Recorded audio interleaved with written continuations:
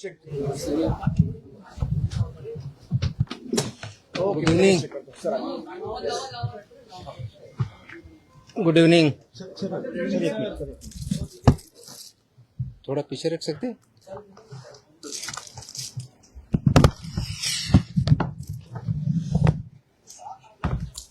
असं काय केलं? ओके, असं चांगला फोटो होतोय का? हा, व्हेरी गुड, मग चांगलं आहे. ओके, येतोय सर्वांना? काय घ्यायचं होती? हे ओके, आता येतोय? हे खाली करू का? अच्छा, ऑन नाही करायचं. ओके, हे बाजूलाच काढू का? चालू करूया. ओके.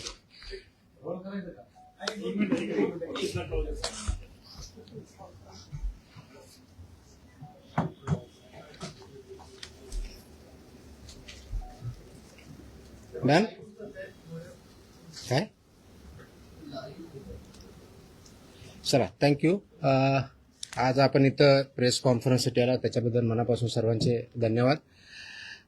आज आपल्याला बोलवण्याचं एक विशेष कारण आहे. पाठीमागे ज्यावेळेस आपण भेटलो होतो त्यावेळेस एक विशेष आदेश आपण पारित केला होता आणि आपल्या माध्यमातून तो सर्वांपर्यंत पोहोचला, ही चांगली गोष्ट आहे. फूड अँड ड्रग ॲडमिनिस्ट्रेशन याच्यामध्ये जशा दोन विंग आहेत, एक ड्रगच्या बाजूला आणि दुसरा फूडच्या बाजूला. आपण दोन्हीकडे काम करत असतो.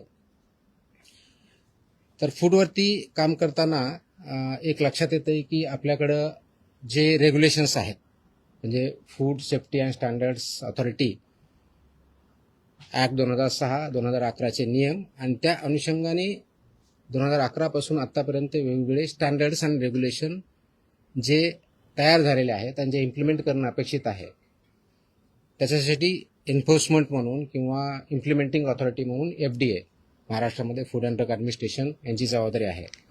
त्या कायद्याअंतर्गत फूड सेफ्टी कमिशनर म्हणून मी काम करतो इथे. जे कोणी ह्या पदावरती व्यक्ती काम करतं तर फूड सेफ्टी म्हणून करतं. आणि म्हणून आपण जे अन्न या फूड या डेफिनेशनमध्ये येतं ते सेफ असावं आणि ते हेल्दी असावं, हे दायित्व आणि हे इम्प्लिमेंट करण्याची जबाबदारी ही फूड सेफ्टी कमिशनर म्हणून या पदावरती आहे. आयुक्त फूड सेफ्टी कमिशनर राज्याचे जे असतात त्यांच्यावरती, प्रत्येक राज्याच्या फूड सेफ्टी कमिशनरवरती आहे. या अनुषंगाने बघत असताना आपलं जे फूड आहे आणि आपण जे कन्झम्पशन करतो, म्हणजे प्रिपरेशन असेल, त्याचं प्रोसेसिंग असेल, त्याचं मॅन्युफॅक्चरिंग असेल आणि त्यांचं कन्झम्पशन असेल, ह्या सर्व स्टेजेसवरती स्टँडर्ड्स ठरलेले आहेत. म्हणजे कन्झम्पशन हे सेफ असावं म्हणून ते सगळी प्रोसेस तत्पर्यंत पाळायची असते. याचा एक महत्त्वाचा घटक जो सर्वात मेन अफेक्ट करतो, मॅन्युफॅक्चर तर आहेच, प्रोसेसर आहेत, पण सर्वात महत्त्वाचा आजच्या डेटला जर बघितला तर हॉटेल्स, रेस्टॉरंट्स, इटरीज, ऑनलाईन जे प्लॅटफॉर्म त्यांच्यामार्फत जे फूड दिलं जातं, विकलं जातं, नागरिकांपर्यंत दिलं जातं, हे स्टँडर्ड्स पाळतात की नाही पाळतात हा एक महत्त्वाचा इश्यू आहे.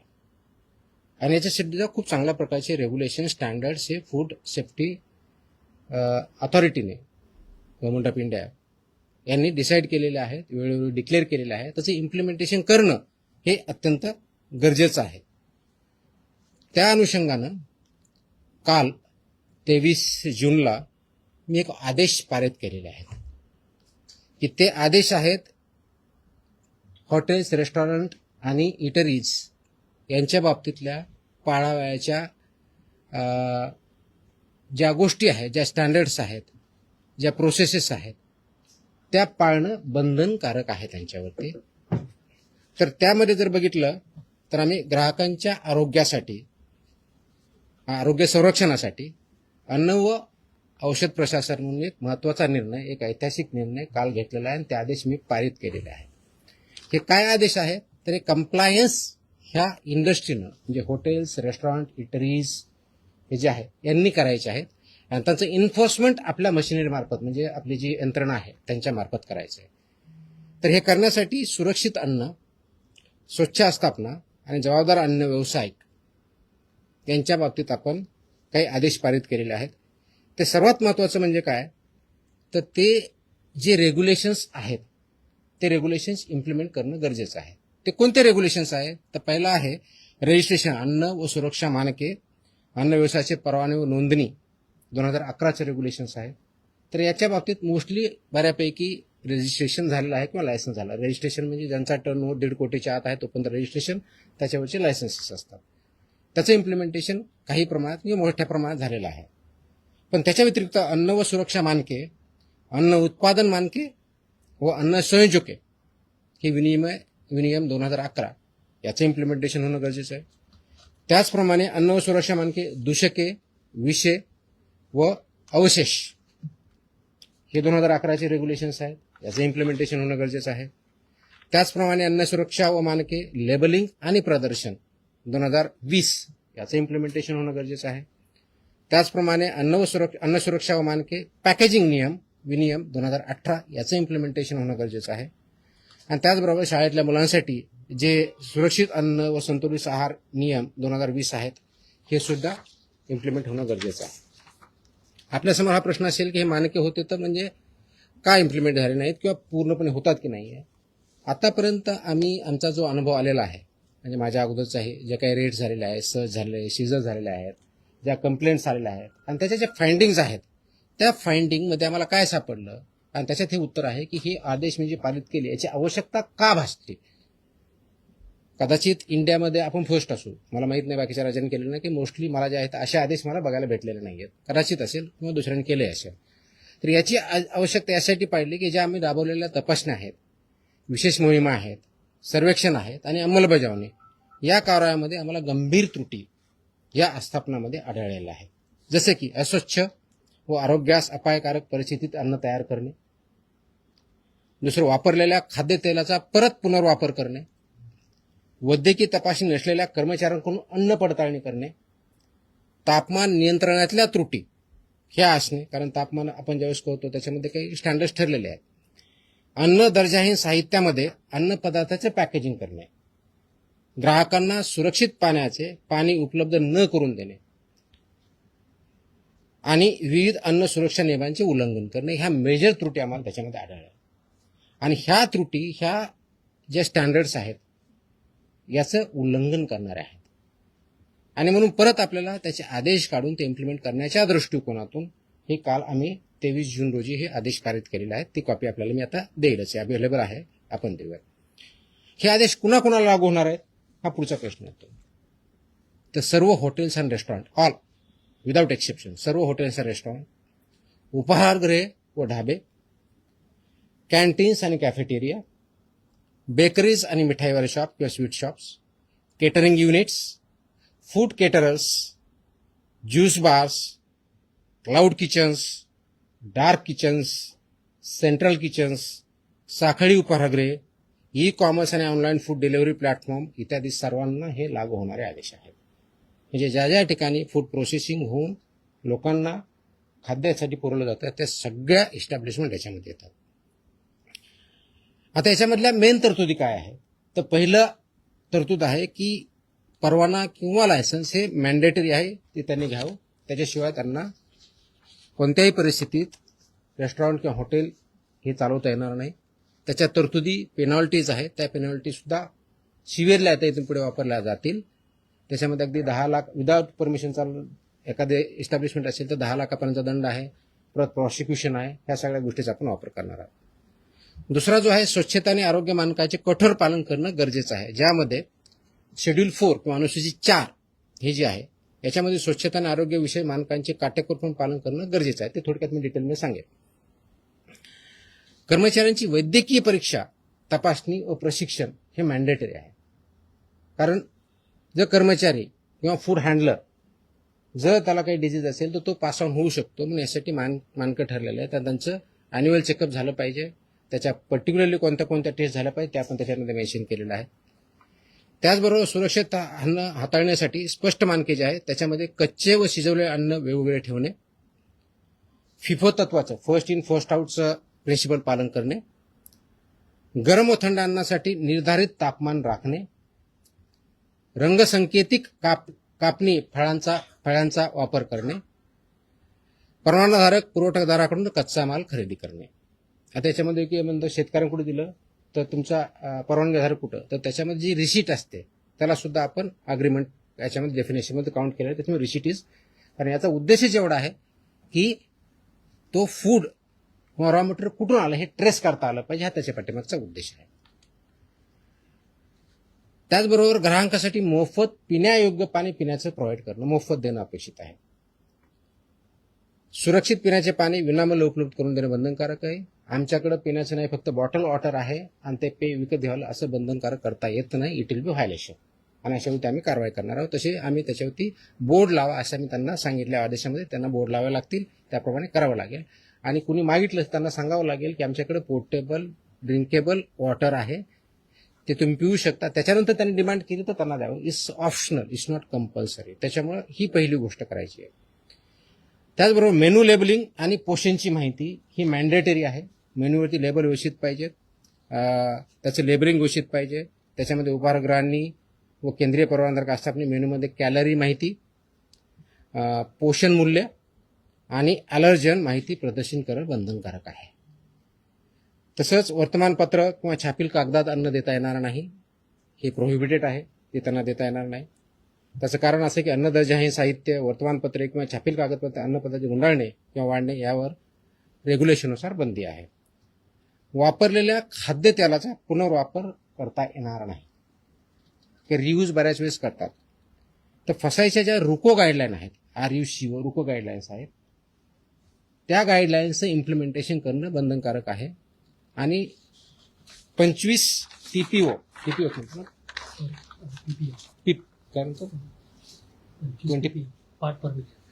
त्याच्यावरती जर गेलं तर ते वापरता येत नाही. आता ठळकपणे आपलं टेक्निकलच्या ऐवजी नॉर्मल भाषेत म्हणायचं तर त्या तळताना किंवा तेल जे आहे हे ज्यावेळेस करतात त्यावेळेस फ्लेम्स येतात, तर ते 25% जास्त असतं. वास यायला लागला 25% वरता असतं. काळं दिसायला लागलं 25% वरता, विच इज डेंजरस. त्याचे प्रिव्हेंट ते वापरताच येत नाही. ते करण्यासाठी एजन्सीज आहेत, त्यांना ते सेल करायचे आणि त्यांनी ते मार्केटच्या बाहेर न्यायचे. एकाने कोणतरी विकायचं, दुसऱ्याकडे वापरायचं किंवा दुसरा यूज करणार त्याला द्यायचे, हे याच्यामध्ये बंधनकारक आहे. त्याच्यामुळे रुको गाईडलाईनचं सुद्धा इम्प्लिमेंटेशन करणं अपेक्षित आहे. नवी गोष्ट आहे की ऑनलाईन विक्री होणाऱ्या अन्नपदार्थाबाबत परवाना क्रमांक प्रत्येक ठिकाणी लागेल, कॅलरीची माहिती लागेल, ॲलर्जींची माहिती लागेल आणि जेवढे त्यांचे किचन असेल तर प्रत्येक किचनला इंडिव्हिज्युअल परवानग्या त्यांना घ्यावा लागेल. मोठ्या ज्या आस्थापना आहेत, पर्टिक्युलरली 50 करोडच्या वरच्या ज्यांचा टर्नर आहे, त्यांनी फसाईच्या मान्यताप्राप्त ज्या संस्था यांच्यापर्यंत पासून हे ऑडिट बंधनकारक आहे, त्यांना ऑडिट करून घेणं. इयरली त्यांनी ते मॅन्डेटरी ऑडिट पूर्ण सगळ्या प्रोसेसेसचं हे करणं अपेक्षित आहे. ह्याही गोष्टी आपण करतोय. तर हे करण्यासाठी काय आवश्यकता आहे, तर हे करत असताना आमचा उद्देश ह्या संस्थांना, हॉटेलधारकांना किंवा व्यावसायिकांना थ्रेट करणं नाही आहे. तर आमचा उद्देश आहे की प्रामाणिक व्यवसायांना संरक्षण द्यायचं आहे आणि नियमन करणाऱ्यावरती कठोर कारवाई करायची, हा आमचा उद्देश आहे. त्याचं कारण हे पूर्ण लाईफ नागरिकांच्या जीवनाशी हे पूर्णपणे निगडीत आहे. अगदी लहानात लहान बाळापासून तो वयोवृद्ध माणसापर्यंत याचा डेली संबंध येत असतो. आणि म्हणून फक्त हा केवळ एक कारवाईसाठी नसून राज्यातील प्रामाणिक व जबाबदार अन्न व्यवसायांना प्रोत्साहन देण्यासाठी सुद्धा आहे. नियमांचे पालन करणाऱ्या आस्थापनांना ग्राहकांचा विश्वास वाढेल आणि संपूर्ण क्षेत्राची गुणवत्ता उंचावेल, हा त्याच्या पाठीमागचा उद्देश आहे. आणि हे जर केलं नाही तर 2006च्या कायद्यातल्या आणि त्या अनुषंगाने जे रेग्युलेशन्स आले त्याच्या दंडात्मक प्रोव्हिजन्सचा आपण त्याच्यामध्ये वापर करणार आहोत. ही विशेष मोहीम आम्ही आत्ता चालू करतोय, पण हे कायमस्वरूपी राहणार आहे. म्हणजे सुरुवात आतापासून करतोय, एक स्पेशल ड्राईव्ह म्हणून काम करतोय, पण ही कायमस्वरूपी 12 महिने चालणारे मोहीम असणार आहे. आणि हे पूर्ण महाराष्ट्रभर सर्व सहायुक्त, सर्व FSO, सर्व जॉईंट कमिशनर कालच आम्ही आदेश दिलेले आहेत. आज मी थोडीशी विषय घेऊन त्यांना सांगितलेलं पण आहे. तर स्वच्छतेपासून, पिण्याच्या पाण्यापासून ते किचनपर्यंत सगळ्या गोष्टी होतील. हे करण्यासाठी कुणाला काही कंप्लेन आले तर आम्ही 4 त्यांना ऑप्शन्स दिलेले आहेत. आपला जो टोल फ्री नंबर आहे तो दिलेला आहे, फसाईचा टोल नंबर दिलेला आहे, फॉस्कॉस मोबाईल ॲप आहे आणि संबंधित कार्यालयात सुद्धा किंवा मेलच्या माध्यमातून सुद्धा आपल्याला यामध्ये कंप्लेन करता येईल, ह्या दृष्टिकोन बघतोय. आता थोडक्यात डिटेल्स, कारण आपल्याला थोडं टेक्निकल जर वाटलं असेल तर उदाहरणार्थ म्हणून तुम्हाला काही बाबी सांगतो की अन्न व्यवसाय चालकांची कर्तव्य जबाबदाऱ्या काय काय असाव्या, त्याच्यामध्ये गोष्टी दिलेल्या आहेत. तर त्या बाबतीत बघितलं तर आरोग्यविषयी पद्धतीचे पालन करणे करताना विनियम 2.1.2 आहे. याच्यामध्ये केटरिंग कशी करावी हे पण ठरलेलं आहे. कार्यालयासाठी उत्तम स्वच्छता उत्पादन पद्धती कशी असावी हे पण ठरलेलं आहे. प्रत्येक पूर्वाभास लागू अशा तपशीलवार आवश्यकता अशा गाईडलाईन्स आहेत त्या पण ठरलेल्या आहेत. आता जस्ट एक तुम्हाला एक्झाम्पल घेऊन किचन कसं असावं याच्यामधील माहिती देतो. स्वयंपाकघर कसं असावं, सर्व अन्न तयार करण्यात येणाऱ्या ज्या आहेत त्या जागेच्या भिंती व फरशा ह्या टाईल्सच्या पाहिजेत. भिंत आणि फरशी म्हणजे खालची हे दोन्ही लागणार आहे. फक्त तुम्हाला खाली टाईल्स असून चालणार नाही, भिंतीला पण टाईल्स लागतात. त्या वॉशेबल असाव्या लागतात, कारण ते वॉश करता आलं पाहिजे. त्याच्यातून कोणत्याही प्रकारचं मिक्सचर होणार नाही, अडल्चरेशन होणार नाही किंवा पॉयझनस सबस्टन्सेस जाणार नाही हे अपेक्षित आहे. ते अशोषक म्हणजे नॉन परमिएबल असावं, त्याच्यातून पाणी जाताना हे बघावं लागणार आहे. त्याचबरोबर त्या धुण्यायोग्य असाव्यात हे असणं आहे. हे करताना पुरेशी हवा खेळती पाहिजे तिथं. यांत्रिक वायू विजन व निर्वातन प्रणाली बसवली पाहिजे, ज्याला एक्झॉस्ट आपण असं म्हणूयात. त्याचबरोबर एक्झॉस्ट चिमणी असणं अपेक्षित आहे किंवा हुड खाली करावीत असे अपेक्षित आहे. त्याचबरोबर कच्चा माल म्हणजे रॉ मटेरियल जे आहे ते त्यांनी स्वीकारण्यासाठी वेगळा सेक्शन, त्याचं प्रोसेसिंग किंवा तयारी करण्यासाठी वेगळा सेक्शन, स्वयंपाक तयार करण्यासाठी वेगळा सेक्शन आणि वाढण्यासाठी किंवा सर्व करण्यासाठी वेगळा सेक्शन असं त्या रेस्टॉरंट किंवा हॉटेलमध्ये मांडणी असणं अपेक्षित आहेत. कच्चे व शिजवलेले अन्न क्षेत्र हे भौतिक श्रेष्ठता वेगळे ठेवावे लागणार आहेत. शाकाहारी व मांसाहारी हे वेगळे ठेवावे लागणार आहेत. आणि त्याचबरोबर त्याला अनुक्रमे शाकाहारी असेल तर हिरवा रंग, मांसाहारी असेल तर लाल रंग असे तुम्हाला फलक तिथे ठेवावे लागणार आहेत. तर ह्या गोष्टी ह्या मॅन्डेटरी आहेत, वेळोवेळी निर्देश दिले त्या दृष्टीनं आहेत. आणि हे काम करत असताना स्वयंपाकगृहात प्रवेशद्वारी पाणी, द्रव साबण, टॉवेल, ड्रायर अशी व्यवस्था पूर्णपणे असणं अपेक्षित आहे. सो दॅट तिथं ज्यावेळेस कोणता ग्राहक जाईल तर त्याला ह्या गोष्टी अवेलेबल पाहिजेत, जेणेकरून जेवताना किंवा तिथलं फूड कंझ्युम करताना त्याला ती फॅसिलिटी असणं अपेक्षित आहे. त्याचबरोबर पेस्ट कंट्रोल हे मॅन्डेटरी आहे. हे एखादी एजन्सीवर त्यांनी टायअप करायचे आणि ती व्हॅलिड असली पाहिजे, रजिस्टर्ड असली पाहिजे, अशाच एजन्सी ती डिप्लॉय करायच्या. त्यांनी पेस्ट कंट्रोल रेग्युलरली करून घ्यायचं. हे करत असताना कीटकमुक्त परिस्थिती राखण्यासाठी पुरेशा नियतकालिक अंतराने कीटक नियंत्रण म्हणजे पेस्ट कंट्रोलचे जे मेजर्स आहे ते करणं अपेक्षित आहे. त्याचबरोबर अन्न तयारी क्षेत्रात इलेक्ट्रॉनिक फ्लाय ट्रॅप बसवावेत, त्याची साठवण, अन्नाच्या ठिकाणी उंदीर, झुरळे, माशांचा प्रादुर्भाव शून्य असला पाहिजे. ते कोणत्याही परिस्थितीत ऍक्सेप्ट होऊ शकत नाही. It's absolutely not acceptable as per the rules and regulations. तर हे एक उदाहरण म्हणून आहे. याची ऑर्डरमध्ये मी सगळ्या गोष्टी दिल्या ज्या 10च्या आसपास गोष्टी आहेत. हे करण्यापाठीमागचा उद्देश एवढाच आहे, कारण प्रोसेस केलेलं फूड आपण ज्यावेळेस खातो त्याचे इम्पॅक्ट आपल्यावरती होतात. म्हणजे फूड पॉयझनिंग जे एक्स्ट्रीम केस आहे, पण ते दररोज आपल्या हेल्थवरती कॅलरीपासून ते चुकीच्या पद्धतीने हँडल करण्यापासून, स्वच्छतेपासून ते पाण्यापासून ते बसण्याच्या व्यवस्थेपासून तर असणाऱ्या गोष्टी तिथं कोणत्या कोणत्या आहेत ह्या मॅन्डेटरी आहेत. आणि याच्या बाबतीत आपल्याला काही त्रुटी सापडत असेल की जसं की आता तुमचा याच्यामध्ये सांगितलं की हॉट फूड म्हणतो, गरम जेवण म्हणतो, तर त्याचं टेम्परेचर किती आहे हे पण ठरलेलं आहे. ज्यावेळेस हॉट फूड म्हणतो तर 60 डिग्री सेल्सिअस ते हीट पाहिजे. तुम्ही म्हणलं की कोल्ड तर 4 डिग्री सेल्सिअसचं पाहिजे. तुम्ही म्हणलं फ्रोझन तर -18 डिग्री सेल्सिअसचं पाहिजे. तर ह्या मॅन्डेटरी गाईडलाईन आहेत. त्या इम्प्लिमेंट होतात की नाही होतात ते करण्याच्या दृष्टिकोनातून नागरिकांमध्ये अवेअरनेस यावा, त्या इंडस्ट्रीला आणखी चांगल्या पद्धतीने माहीत व्हावं आणि आमच्या अधिकाऱ्यांनी ते इम्प्लिमेंट करावं. हा तिहेरी पर्पज याच्या पाठीमागचा आहे. आणि या तिहेरीच्या माध्यमातून एकत्रित येऊन हे आपलं आरोग्य नागरिकांचं कसं चांगलं राहील अशा दृष्टीने हे काल आम्ही आदेश इंग्लिश आणि मराठी दोन्हीमध्ये आहेत. दोन्हीच्या कॉपी आपल्याला भेटतील. प्रेस नोट सर्क्युलेट करा ती दिलेलीच आहे. तर या माध्यमातून हे नागरिकांनाही माहीत व्हावं, त्या इस्टॅब्लिशमेंटला माहीत व्हावं आणि आम्ही इन्फोर्स करताना ह्या सगळ्या गोष्टी बघाव्या. बऱ्याच वेळेस होतं की आमचे अधिकारी ज्यावेळेस जातात त्यावेळेस तिथला सॅम्पल घेतला जातो, सॅम्पलचा रिझल्ट आल्यानंतर आम्ही पुढची बघतो. पण फक्त सॅम्पल घेणं एवढ्यापुरतं मर्यादित राहायचं नाही. हे मी आदेश दिलेले आहेत की तिथे गेल्यानंतर हे जे टोटल 28 रेग्युलेशन त्याच्यापैकी 22 हे वेगवेगळ्या बाबतीत आहेत. जसं याच्या बाबतीत जवळजवळ 9 रेग्युलेशन्स मी सांगितले ह्या इंडस्ट्रीच्या बाबतीत. तर प्रत्येकाला more than 2 to 3 regulations compulsory आहेत, कारण रजिस्ट्रेशन कंपल्सरी आहे, बाकी स्वच्छतेच्या बाबतीतले आहेत. तर हे सगळे जे रेग्युलेशन त्या सगळ्यांचं रेग्युलेशनचं पालन होतंय की नाही, कंप्लायन्स ती इंडस्ट्री किंवा इस्टॅब्लिशमेंट करते की नाही हे बघणं आवश्यक आहे. आणि तशा दृष्टीने इथून पुढे तपासण्या होतील. त्याच प्रकारे सॅम्पल घेणं त्यातला एक भाग राहील. ह्या सगळ्या गोष्टीचा कंप्लायन्स त्यांना करणं कंपल्सरी आहे. आणि हे ज्यावेळेस सॅम्पल लॅबकडे जातात तर लॅब बरोबर देताना आमचा एक फॉर्म असतो, फॉर्म 5, आणि ड्रगचा एक वेगळा फॉर्म आहे. म्हणजे तिथे तर ते फॉर्म 5 पूर्णपणे आतापर्यंत भरला जात नव्हता का इनकम्प्लीट येत होता. आता मी इन्स्ट्रक्शन दिलेलं आहे की फॉर्म 5 हा कंपल्सरी टोटल भरला पाहिजे, म्हणजे त्याच्यात फिलअप केलं पाहिजे जे काय माहिती आहे. त्याचबरोबर एक ॲडिशनल नोट पण त्याच्यात लिहिली पाहिजे की हे जे रेग्युलेशन्स आहेत हे रेग्युलेशन तर पाळले जातात की नाही, इनकम्प्लीट पाळले जातात का, कम्प्लीट पाळले जातात का, कम्प्लीट व्हायोलेशन केलं जातं, याचे डिटेल्स त्याच्यामध्ये येतील. त्याचं कारण असं आहे की बऱ्याच वेळेस लॅबमध्ये ज्यावेळेस रिपोर्ट जातात तर रिपोर्टमध्ये फक्त इन्ग्रेडियंटच्या आधारे त्याचा रिझल्ट येतो. वास्तविक बघता फक्त तेवढ्या पुरतं मर्यादित नाही. तसं असतं तर टेक्निकल जो तिथला असिस्टंट आहे किंवा सायंटिस्ट आहे यांनी तो रिपोर्ट दिला असता. त्याच्याऐवजी तिथं गव्हर्नमेंट, ज्याला GA म्हणतो, गव्हर्नमेंट अनालिस्ट, हा रिपोर्ट देतो. त्याचा उद्देश असा आहे की एका बाजूला ज्या गाईडलाईन्स आपल्या मॅन्युअल्स त्याच्या बाबतीतच्या लॅबच्या बाबतीतले पण मॅन्युअल्स आहे, हा टेस्ट रिपोर्ट काय सांगतो आणि तिथली ओव्हरऑल कंडिशन्स आणि व्हायोलेशन्स काय झालेले ह्या दोन्हीच्या गोष्टीचं अनालिसिस करून त्यांनी अनालिटिकल रिपोर्ट देणं अपेक्षित आहे.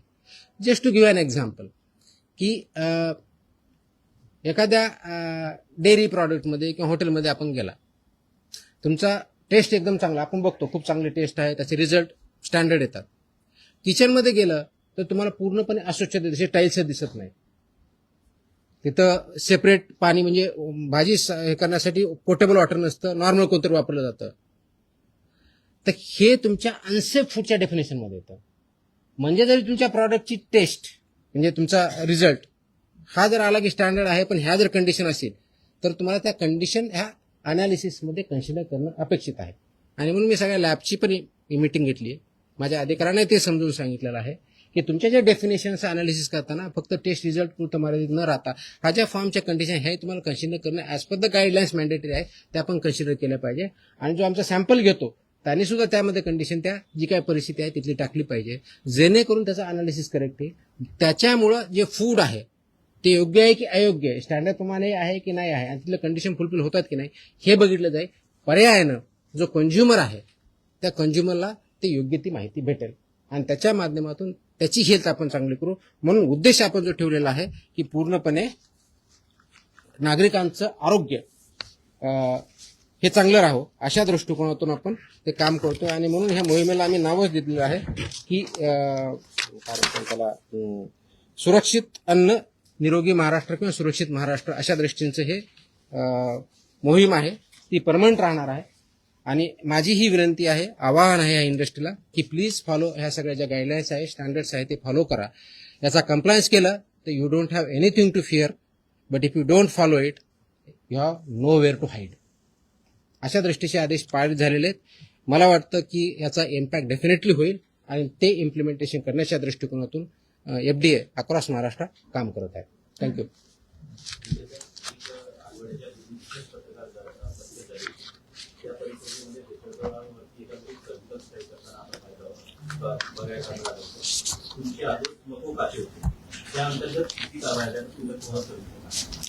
मकोचकाच्या गाईडलाईन्स माझे आदेश जर बघितले असतील तर त्याच्यामध्ये आपली प्रोसिजर दिलेली आहे. 1999चा जो कायदा आहे त्याच्यामध्ये 23ची प्रोसिजर पण दिलेली आहे. ते करताना तो गुन्हा केला त्याच्या अगोदर झालेला आहे का, त्याची हिस्ट्री काय, त्याचे अँटीसिडन्स काय आहे, त्याचे FIR काय आहेत, आणि हे असल्यानंतर त्याची अप्रुव्हिंग ऑथॉरिटी ही काय PI नाही आहे, ती DIG लेवलची ऑथॉरिटी आहे. तर अशा काही 4-5 केसेस बिल्डअप झालेल्या आहेत. पण फायनल मकोका अजून त्याच्यावरती इन्व्होक झालेला नाही, कारण ते इन्व्हेस्टिगेशनचा मॅटर आहे. ते झाल्यानंतर त्याच्यावर डेफिनेटली होतील. परंतु सर्व ज्या ज्या ठिकाणी आमच्या प्रोहिबिटेड आयटम्सवरती FIR झालेल्या आहे त्या प्रत्येक ठिकाणची FIR ही या अँगलमधून तपासली जाते आहे आणि त्याच्यावर पुढची कारवाई तुम्हाला काही दिवसात दिसेल. तुम्हाला एक गोष्ट माहिती आहे का, विधानसभेमध्ये एक अधिवेशन सुरू होतं. जितेंद्र आव्हाड जे आहेत त्यांनी आता एक हे केलं की 250 कोटी रुपये तुमची बदली घेण्यासाठी म्हणून इंटरनॅशनल ड्रग रॅकेटने गोळा केलेले. काय भानगड काय म्हणजे ही तुम्हाला काही माहिती आहे का? म्हणजे ड्रग माफिया आणि तुकाराम मुंडे काही जर समजत नाही. आयडिया नाही, काय आयडिया नाही. आय एम हिअरिंग फ्रॉम मला काय आयडिया नाही. त्यांनी बोललं तर त्यांना तुम्ही विचारलं पाहिजे, मला विचारून काय करणार आहे. बदली करवण्यासाठी I have no idea. I have no comments. कुठे ड्रग माफियांना तुम्ही हात वगैरे लावलाय का काही प्लॅनिंग केलं? मी माझ्या महाराष्ट्रात जेवढे मॅन्युफॅक्चरर्स आहेत, फूडवाले असतील, ड्रग्जवाले असतील, त्यांना इंडस्ट्रियलिस्ट किंवा एंटरप्रेन्योर म्हणतो. चुकीचे करणारे असतील तर त्यांना माफिया म्हणून ट्रीट केलं जाईल, कारवाई केली जाईल. किती महिने राहण्याचा प्लॅन करून तुम्ही खाल्ले? Sorry? इतरांना विचारतात. सॉरी, किती महिने राहण्याचा प्लॅन करून एमपीएला आले? आय थिंक प्रेस कॉन्फरन्सच्या बाहेरचे विषय आहेत हे आता.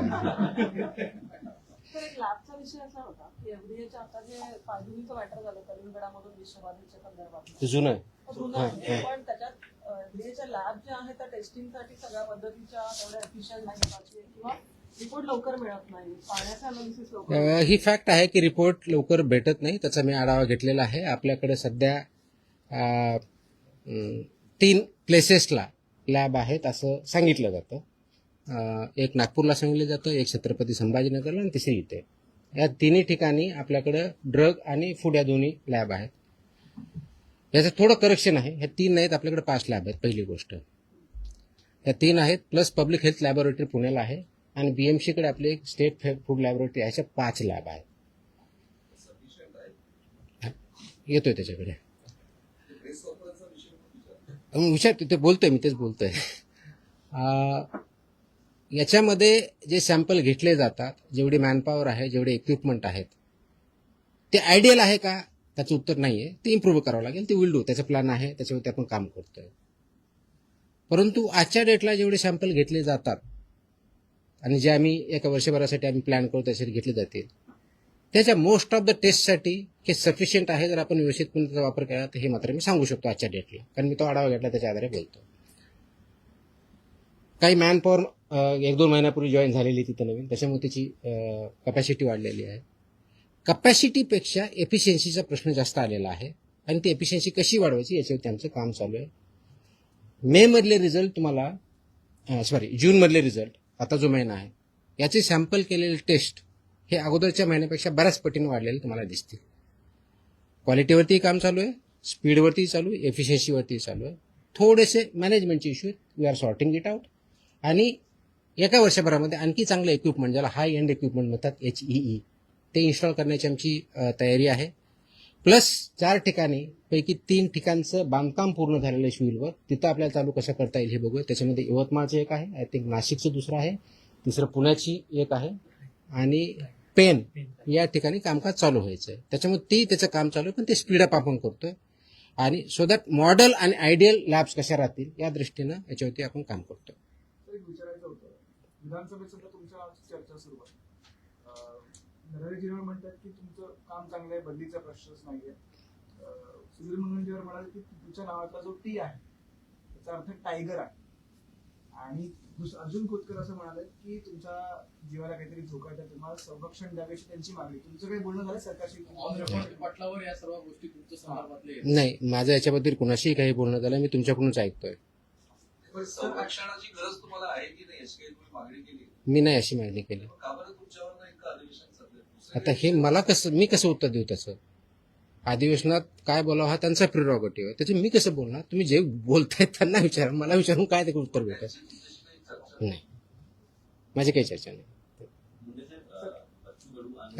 फक्त याच्या बाबतीत आपण जे थ्रेटच्या बाबतीत कदाचित मला आज हे कळलं की कुणीतरी एक फेसबुकवरती व्हिडिओ आहे, काहीतरी त्यांनी शिव्या दिल्यात वगैरे वगैरे काही केलं, त्यांना पोलिसांनी कारवाई पण केली आहे माझ्यामध्ये. तसंच आय थिंक औरंगाबादला छत्रपती संभाजीनगर जिल्ह्यामध्ये आपल्या पथकावरती अटॅक करण्याचाही प्रयत्न केला, तर त्याच्या व्यक्ती सुद्धा अरेस्ट इमिजिएटली झाली. मी स्वतः डीजीपीशी बोललो होतो. डीजीपीने तिथल्या सीपीना सांगून इमिजिएटली कारवाई पण केली.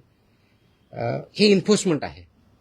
इन्फोर्समेंट ज्यावेळेस येतं, कुणी इलिगल ज्यावेळेस काम करतं, तर everybody has to abide by rule of law. माझं म्हणणं आहे कायद्याचं राज्य आहे, कायद्याच्या राज्याप्रमाणे चाललं पाहिजे सर्वांनी. मला सर्वांना कायदा लागू होतो.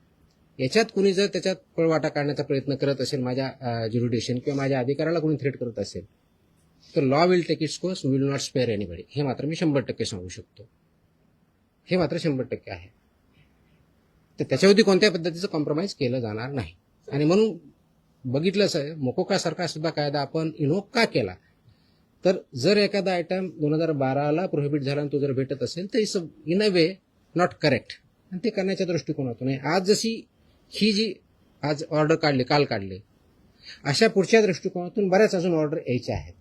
त्याच्यावरती काम चालू आहे आणि त्या प्रत्येक सेक्टर वाईज येतील आणि त्याचा इम्पॅक्ट सोसायटीवरती ॲट लार्ज होणार आहे आणि ते करण्याच्या दृष्टीनंच आम्ही काम करतोय. होलिस्टिक दृष्टिकोन करतोय. कोणी वाईट किंवा चांगल्या दृष्टिकोन, ही इंडस्ट्री आहे, एंटरप्राइज आहे, जीडीपी ग्रोथ होणं गरजेचं आहे, त्याचे त्यांचं कॉन्ट्रीब्युशन आहे, पण ते as per the rules and regulation झालं पाहिजे, कायद्यानुसार झालं पाहिजे. कायद्याचं व्हायोलेशन करून कुणी पैसे कमवण्याचा प्रयत्न करत असेल, कुणी थ्रेटन करून किंवा ब्लॅकमेल करण्याचा प्रयत्न असेल तर they will not be spare. This much I can say. तर एक पुढचाच प्रश्न होता. मुंबईचं जर कल्चर आपण पाहिलं तर ते काही वर्षांपूर्वी 15-1 वर्षांपूर्वी स्टेपल फूड वडापाव आणि गेल्या काही 10 वर्षांमध्ये ते बदलून तुम्हाला एव्हरी कुठेही गेला तरी तुम्हाला इडली वडा हा मिळतो आणि त्याचा मेन सोर्स जो आहे तो धारावीतून येतो आणि ते धारावीतलं काही फॅक्टरीज असतात ते घरगुती असतात आणि ते कलेक्टिव्ह होऊन मुंबईत वाटली जातात. ते तुम्ही कसं काय फिगर आउट? सगळ्याच ठिकाणी मी जर सांगितलं की 1.5 कोटीच्या खालचे जे असे रजिस्ट्रेशन आपण देतो त्याच्या गाईडलाईन्स माझ्या ऑर्डरमध्ये बघितलं, शेड्यूल आम्ही लावलेलं आहे की त्यांनी काय काय करणं अपेक्षित आहे. जिथं गायडन्स पाहिजे आम्ही गायडन्स पण करायला तयार आहेत. आमचे अधिकारी जाऊन गायडन्स करतील, ट्रेनिंग देतील. हे इम्प्लिमेंटेशन करायचे यासाठी आहे की हा प्रश्न फक्त एका युनिटचा किंवा एका माणसाचा किंवा एका हॉटेलचा किंवा एका रेस्टॉरंटचा नाही आहे. हा पूर्ण 13 कोटी जनता जी आहे त्या सगळ्यांचा प्रश्न आहे आणि हे डिपेंडंट ऑन ईच अदर आहेत. म्हणजे आपल्याला हॉटेल पण पाहिजे, इटरीज पण पाहिजेत आणि कंझ्युमर पण पाहिजेत. पण हे सगळं करताना जे स्टँडर्ड्स आहेत, मानके आहेत, त्यानुसार चाललं पाहिजे. ते बऱ्याच लोकांना माहीत पण नाही. आता ते माहीत होण्याचा उद्देश की ठीक आहे, कायदा आहे, रेग्युलेशन्स आहेत, आपल्या काय वेबसाईटवरती अवेलेबल आहेत, पण तेच लोकांपर्यंत पोहोचण्याचा एक उद्देश आणि जे याच्यामध्ये बिझनेस आहेत, एबीओज ज्याला म्हणतो आपण, फूड बिझनेस ऑपरेटर्स, त्यांना सुद्धा माहिती इंग्लिश आणि मराठी, म्हणून ती ऑर्डर कॉम्प्रिहेन्सिव्ह दृष्ट्या मी काढली आणि नाही केलं तर त्याचे कम्प्लायन्सची पेनॉल्टीज तुम्हाला जस्ट आपल्या माहितीसाठी म्हणून एक थोडक्यात तो मला एक सांगायचं होता पण विसरून गेला. तर याच्यामध्ये जर बघितलं तर एक आहे की दंड, खटला व शिक्षा हे एक प्रोव्हिजन याच्या पानावरती दिलेलं आहे.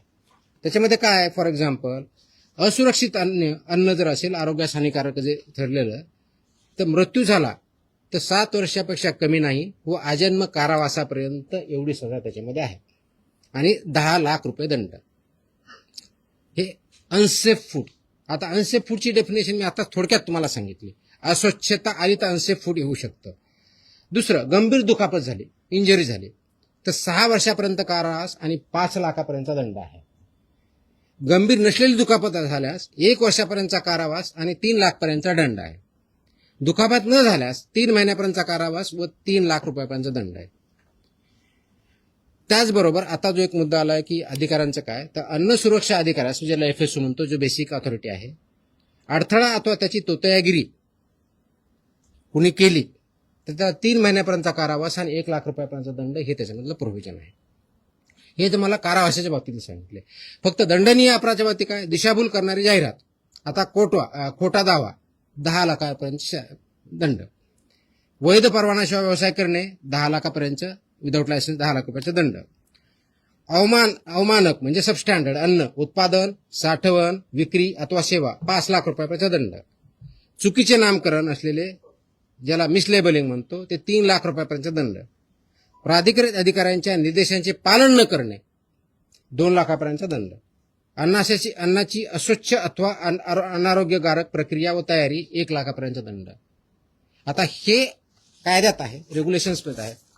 कदाचित इम्प्लिमेंटेशन एवढे स्ट्रिक्टली झाले नसतील, बट इथून पुढे 100% होतील आणि त्याचा परिणाम आपल्या ह्या इंडस्ट्रीवरती, हेल्थवरती अल्टिमेटली होईल. जे आपल्याला आपण जे कॅम्पेन घेतलेलं आहे की safe food, safe drug, safe Maharashtra, तर सेफ फूडच्या पार्टमधला हा एक पार्ट आहे. त्या दृष्टिकोनातून आपण काम करतो. हा मी स्पेसिफिकली विचारला यासाठी कारण की फक्त धारावी हे आपण रजिस्टर्ड आस्थापनांबद्दल बोलतो.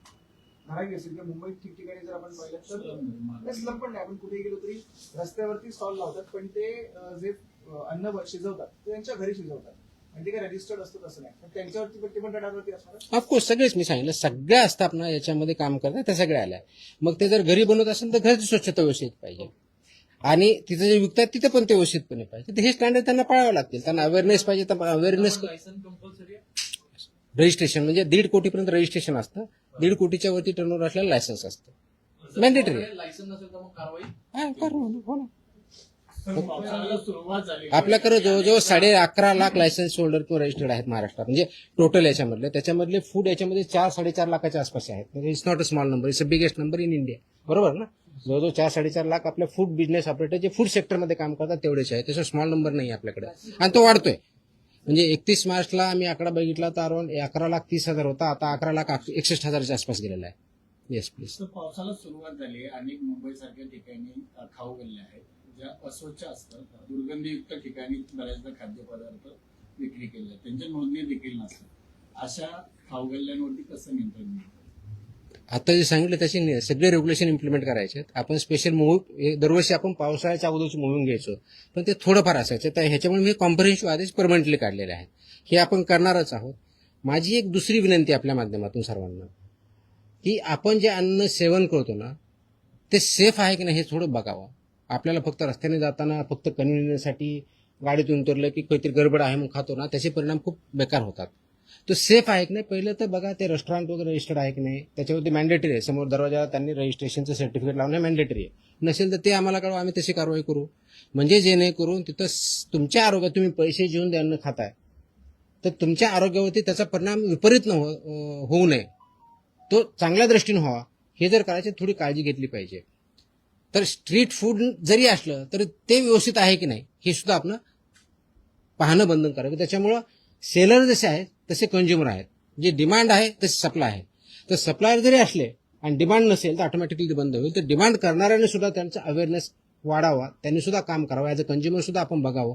ह्या दृष्टिकोनाने सुद्धा हे आदेश वाढा. आम्ही वेबसाईटला टाकतो, आपल्या माध्यमातून तो जाईलच. तर हे वाचले तर बऱ्याच गोष्टी क्लिअर होतील की यांच्याकडे काय पाहिजे. तर तोही याच्या माध्यमाचा एक उद्देश आहे की जेणेकरून ॲज अ कंझ्युमर म्हणून आपण त्या गोष्टी पाळल्या पाहिजे. मुंबई आणि उपनगरामध्ये सॉरी. मुंबई आणि उपनगरामधल्या रस्त्यांमध्ये जी छोटी ऑफिस आहेत, जे व्हेज असेल, रेस्टॉरंट असतील, बार असतील, या सगळ्या ठिकाणी तशी पद्धतीच आहे आणि तिथे टायलेटची व्यवस्था नसते किंवा आपले डोळे असतात. तर ह्या सगळ्या तुम्ही आयडेंटिफाय कसे करता? आपले सर्वे असतात, सर्वेलन्स आपण घेत असतो. म्हणजे आपले अधिकारी वेगळे जातात. आपल्याकडे एक तर माहिती कंप्लेंटचा मार्फत एक होते, दुसरं आपण स्वतः सर्वेलन्स घेतो, तिसरं आपण इन्फोर्समेंट असे तिन्ही कॅटेगरीतून आपण करतो. आपल्याला अशी काही माहिती असेल सांगा, आम्ही व्हेरीफाय करू, कारवाई करू. टॉयलेट बाथरूम संदर्भात काय आहे त्याच्यात आहेत ते सगळे आहेत सगळ्या गोष्टी आहेत कंप्लेंट. सर्वसामान्यांचा प्रश्न म्हणजे तुम्ही जसं त्या हॉटेलला मी गेलो तिथं बोर्ड तर नसतो, स्वागतम सुस्वागतम चांगलं मोठ्या याच्यामध्ये आणि त्याचं नाव असतं. पण सर्वसामान्यांना प्रश्न हाच पडतो, मी लगेच तक्रार करतो, पण त्याच्यावरती कारवाई कशी होते, काय होते काय कळत नाही. कारवाई कुठं करायची सर्वात मोठा प्रश्न. तक्रार कुठं करायची आताच मी सांगितलं. नंबर म्हणा किंवा इथं. हा, आता परत सांगतो मी. घेऊन असं आहे की दादर ईस्ट मध्ये जेवढे छोटे ऑफिस आहेत तिकडे अत्यंत अवस्था जी आहे ती वाईट आहे. करू आम्ही सगळे जे कोणते असतील सगळ्यावरती करू, काहीच अडचण नाही. ही अवस्था सगळ्या ठिकाणी आहे. पण दादर कंप्लेंटच्या बाबतीत मी सांगितलं आपल्याला 4 ऑप्शन दिलेले आहेत आणि काही दिवसामध्ये पुढच्या आठवड्यापासून आम्ही एक आता आजच आम्ही टेस्ट केलेली आहे, वेब लिंक तयार केलेली आहे. त्याच्यामुळे तुम्हाला त्याच्यावर डाउनलोड केले की मोबाईलवरून करता येईल एवढी व्यवस्था केली. पण त्याला एक 8-1 दिवस लागतील आणखी, कारण ते टेस्टिंग अधिकारी टेस्टिंग करतायत. त्याच्यावरती ट्रायल चालू आहे, ड्राय रन चालू सध्या. एक 8-1 दिवसामध्ये ते पण लागेल. आपल्याला हेल्पला म्हणजे ज्याला टोल फ्री नंबर आहे 1800-222-365 हा आमचा इथला आहे टोल फ्री नंबर. 24 तास चालू असतो आपल्याकडे, 24 तासमध्ये ते येतात. फसाईचा टोल फ्री नंबर आहे 1800-114-000. याच्यावरती आपण करू शकता. फॉस्कासचा मोबाईल ॲप आहे, आपण डाउनलोड करू शकता, त्याच्यावरती करू शकता, किंवा ईमेलच्या आधारे आपल्या कार्यालय करू शकता किंवा फिजिकली देऊ शकता. एवढे 5 मीन्स आजच्या डेटला अवेलेबल आहेत. आणि 6वा जो आपला जो वेब लिंक करतोय पुढच्या 1 आठवड्यामध्ये येईल. कारण हे जे आहेत हे मोस्टली आपल्याला फूडसाठी अवेलेबल आहे. ड्रगसाठी जर करायचे असेल त्यासाठी वेगळं नाही, म्हणून आम्ही ते वेब लिंक करतोय. मोबाईलवर डाउनलोड केली की ते AI इनेबल्ड आहे. त्याच्यामुळे तुम्हाला तो प्रश्न विचारणार काय ते करत जाणार आणि त्या दृष्टीनं म्हणजे बोलता येतं किंवा टाईप करता येतं, दोन्ही ऑप्शन आम्ही देणार आहोत. जेणेकरून ते आमच्यापर्यंत येईल, आम्ही ते ऑटोमॅटिक असाइन करू आणि त्याचा डॅशबोर्ड मला पण बघता येईल, त्या अधिकाऱ्याला बघता येईल, किती आल्या, कुणाकडे गेल्या, किती पेंडिंग आहे, किती दिवसापासून पेंडिंग आहे. Everything will be there. It is there. We are establishing the system. त्या संदर्भात तुम्ही खूप मोठी कारवाई करत आहात, तर त्या संदर्भात काही माहिती द्या की किती जणांवर याचा कारवाई झाली, किती जणांवर. मला वाटलं आज खूप जास्त होईल. माझ्याकडे डेटा आहे, उद्या तुम्हाला त्याच्याबद्दलची 1 महिन्यामध्ये जेवढ्या कारवाया झाल्यात, कारण उद्या 1 महिना पूर्ण होतो, त्या दृष्टीने परिपूर्ण नोट गुटख्याच्या बाबतीतली असेल, नॉन गुटख्याच्या बाबतीतली असेल, ड्रगच्या बाबतीतली असेल, आणि ते मेजर आकडा आहे, मी देईल. सॉरी. अरे यार, लास्ट टाइम आपने वो ही व्हायरल कि मुझे हिंदी अच्छी नहीं, वही वायरल हो गया आपने. पण गुटख्या एक- पान टक्क्यात ज्या पान टक्क्यांवरती ज्या गुटखा मिळायचा ते अशी पानं मिळतात आणि नशा किमान वगैरे वापरलं जातं. इन फ्युचर त्याच्यावरती पण तुम्ही कारवाई करणार आहात. नाही, कसं असतं, 50-200 रुपयांना ते पानं मिळतात. पानाला बॅन नाही आहे, गुटख्याला बॅन आहे. आपण त्यातला कंटेंट म्हणतो. ते आम्ही तपासू ना, असं आमच्याकडे आलं तर आम्ही ते व्हेरीफाय करतो, त्याच्यात सापडलं तीही कारवाई करतो. तशी अल्टी कंटेंट काय हे बघावं लागणार आहे. तर कंटेंट त्याच्यात सापडला तर डेफिनेटली होईल त्याच्यावरती कारवाई. कंटेंट सापडलं तर होईलच. Sir, till date, how many food business operators are not yet licensed and registered? ये कैसे पता चलेगा लाइसेंस नहीं है करके? लाइसेंस मैं बता रहा हूँ, लाइसेंस मेरे महाराष्ट्र में टोटल 11,61,000 लाइसेंस और रजिस्टर्ड एफबीओज है. महाराष्ट्र की बात कर रहा हूँ. Last 13 years. But अभी अवेयरनेस क्रिएट नहीं होता है. अभी लाइसेंसिंग और रजिस्ट्रेशन बढ़ रहा है, चालू है ना, ऑनलाइन ही है. How many people are still like 80% हो चुका है? ऐसा? ऐसे कैसे बता पाएंगे? वो मेरे पास एस्टिमेट होता तो सब नहीं कर लेता मैं. एस्टिमेट कितना बाकी है कैसे बोल सकते हैं? तो जो इन्फॉर्मेशन आएगी अवेयरनेस क्रिएट उतना बढ़ते जाएगा. सर फूडमध्ये फूड पॉइझनिंग खूप होतं आहे.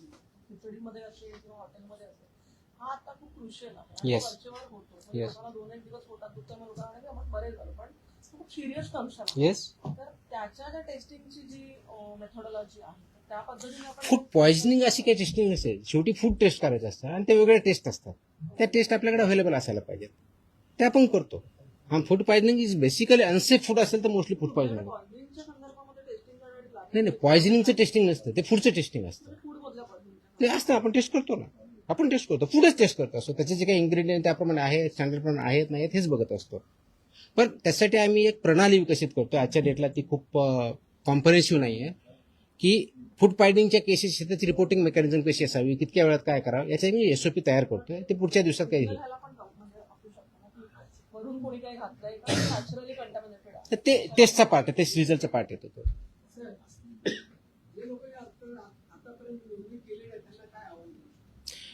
ज्यांनी नोंदणी केली नाही त्यांना एकतर बिझनेस बंद करावा लागेल किंवा नोंदणी करून काम करावं लागेल. तर माझी विनंती आहे की जे याच्यामध्ये काम करतायत तर त्यांनी एकतर नोंदणी करून घ्यावी आणि आपला बिझनेस जे काही स्टँडर्ड्स आहेत त्याप्रमाणे चालवावा किंवा आपला धंदा बंद करावा. अन्यथा 10 लाखापासून 10 लाखापर्यंत पेनल्टी आहे, त्याचे आम्ही प्रोव्हिजन वापरायला सुरुवात करतोय. आता तुमचे खूप जास्त प्रश्न होत आहेत. तुम्ही 1 महिना झाला म्हणतात जवळपास तुमची होऊन. तुम्हाला काय वाटतं पहिले जे आयुक्त निवडून आले होते काही कुठे राहत होते काय माहिती, कारण की तुम्ही आल्याच्या नंतर जे FDA एवढा अनालिटिकल स्किल माझ्याकडे नाही, ते तुमच्याकडे आहे. तुम्ही विचारा आणि तुम्ही त्याची उत्तर द्या. आप यहाँ पे कोई पूछ रहे थे. हाँ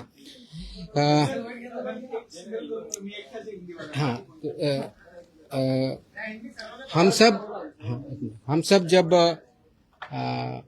एफडीए में काम करते हैं तो फूड और ड्रग सेक्टर में काम करते हैं. एफडीए ये रेगुलेटर है और उसमें फूड का हर आदमी का कांटेक्ट आता है बचपन से लेके बुढ़ापे तक. और फूड का सबसे ज़्यादा आजकल जो कांटेक्ट आता है जो हम खाते हैं वो होटल रेस्टोरेंट ये सब में आता है. इसके लिए रेगुलेशंस है, स्टैंडर्ड्स है, वो इम्प्लीमेंटेशन होने चाहिए. वो छोटा सा रेस्टोरेंट हो या स्टार होटल हो, ये सब के लिए स्टैंडर्ड 2011 से अब तक आए हुए हैं. 2020 2026 के भी कुछ आए हैं कि जैसे कि आपके जो इंस्ट्रूमेंट सब्जी काटने वाले कौन से होने चाहिए, स्टेनलेस स्टील का क्या चाहिए, ये सब इसमें पैकेजिंग का मटेरियल चाहिए, फूड ग्रेड वाला चाहिए, नॉन फूड ग्रेड वाला चाहिए, ये सब डिसाइडेड है. लेकिन हमने जो महाराष्ट्र में पाया है कि जो हम सर्वेलेंस करते हैं, इन्फोर्समेंट एक्टिविटी लेते हैं, जो कंप्लेन आते हैं वो हम चेक करते हैं, तो उसमें काफ़ी हद तक ये वायलेशन पाए गए हैं कि जो फूड स्टैंडर्ड्स है अलग अलग उसका पालन नहीं किया जाता है. वो जो फूड स्टैंडर्ड्स है वो सेफ्टी के हिसाब से हो, सैनिटेशन के हिसाब से हो, वहाँ के फूड हैंडलर्स हो, वाटर बॉटल की मतलब पानी फ्री में जो पोर्टेबल देना चाहिए वो हो, या लाइसेंस नहीं है या लाइसेंस वहाँ दिखाया नहीं जाता ये हो, ये सब के जो रेगुलेशंस हो इम्प्लीमेंटेशन करना जरूरी है. इसलिए 23 जून को कल मैंने as a food safety commissioner Maharashtra बोल के कुछ आदेश पारित किए हैं. ये that is regarding hotels, restaurants and eateries. इन्होंने जो स्टैंडर्ड्स इम्प्लीमेंट करना है उसके हिसाब से हमने किए हैं। ये जो कंप्लाई नहीं करेगा उनके ऊपर सख्त कार्रवाई, ये फसाई के जो रेगुलेशंस है और उसके अंदर जो स्टैंडर्ड्स है उसके हिसाब से की जाएगी। जैसे फॉर एग्जांपल अगर कोई अनरजिस्टर्ड या अनलाइसेंस एफबीओ काम कर रहा है तो उसको 10 लाख तक की पेनल्टी है। अनसेफ फूड अगर कोई बना रहा है, प्रोसेस कर रहा है या सेल कर रहा है तो उनको लाइफ इम्प्रिजनमेंट तक और 10 लाख तक पेनल्टी हो सकती है। इसका इम्प्लीमेंटेशन इसके आगे बहुत सख्त तरीके से होगा। ये मेरी विनती है, मेरा एक आह्वान है कि जो इंडस्ट्री इसमें है सबने इसका कंप्लायंस करना चाहिए और मेरे ऑफिसर को मैंने सख्त ताकीद दी है कि ये सब इम्प्लीमेंटेशन कंप्लीट होगा, कॉम्प्रहेंसिव होगा। अब तक जाके सिर्फ सैंपल लेके जो आते थे उतना नहीं होगा, उसके सिवा सब जितने रेगुलेशंस है वो सब रेगुलेशन इम्प्लीमेंट हो रहे कि नहीं हो रहे उसका रिपोर्ट सैंपल के साथ आएगा और उसी हिसाब से सैंपल का टेस्टिंग भी होगा, रिजल्ट भी होगा।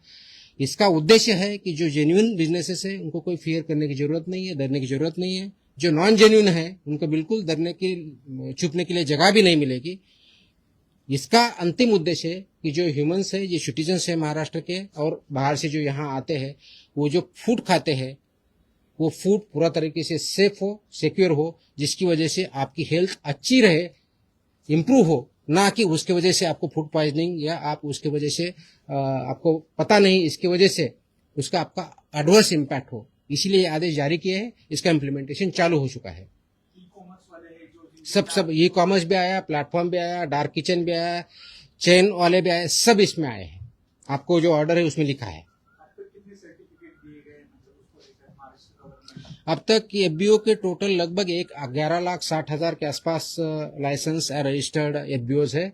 उसमें से जो food industry particularly hotel restaurants इसमें जो है तो 4 लाख से ज़्यादा है, तो काफ़ी बड़ा नंबर है। लेकिन उसमें हम काम करेंगे, कंप्लायंस करेंगे और लोगों की हेल्थ बढ़ाएंगे।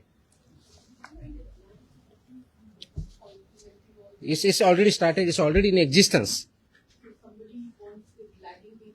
So that's what we have taken a special drive. वो कल से चालू होगा स्पेशल ड्राइव इंस्पेक्शन का, उसमें सभी देखा जाएगा। सो मेरा ये मानना है कि जो इसमें कंप्लाई कर रहे हैं उनको कोई जरूरत नहीं है। जो कंप्लाई नहीं करे प्लीज कंप्लाई करे, तब तक आपका जो भी बिजनेस है बंद रखे, कंप्लाई करके आपका चालू करें।